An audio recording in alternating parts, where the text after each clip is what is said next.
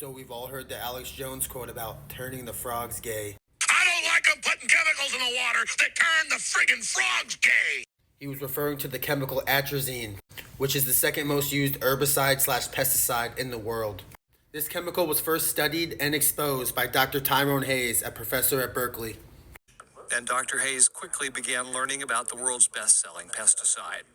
Using African clawed frogs in his research, that atrazine had demasculinizing effects on exposed males. So the voice box of the larynx didn't grow properly. Testosterone levels were really low. We eventually found out that sperm production was really low. We also found out that the exposed males could be feminized. They would grow ovaries or grow eggs. Females exposed are defeminized. They produce less of the egg yolk protein that they need to produce healthy eggs. You may be thinking, well, who cares about the little fish? On a molecular level, it's not that. We exposed them to this chemical atrazine, and we showed things like this. And these are testes, and you don't have to have a PhD or be a frog expert to see that there's a difference between the control and the exposed animals. The control testes, if you look at it under the microscope, is full of sperm soldiers ready to go. The atrazine-treated gonad or testes, the testicular tubules are filled with cellular debris.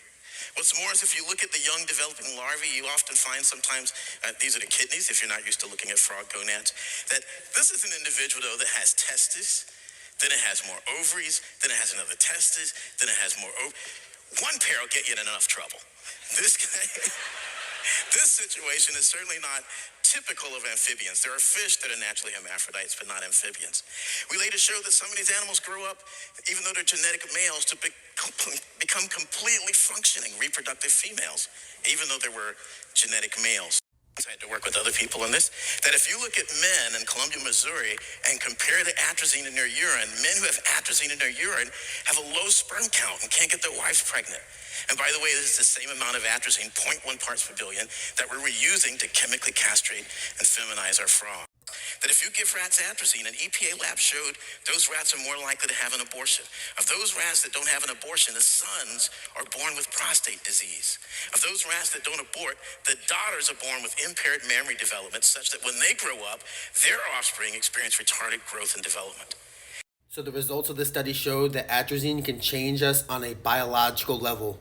This chemical, among others, I'm sure directly relates to our infertility issues. 1 in 6 couples will now have infertility issues. And of course, after Tyrone Hayes came out with this information, he was fired and harassed. If you want to find out what else is in your water, type in ewg.org/tapwater and then punch in your zip code.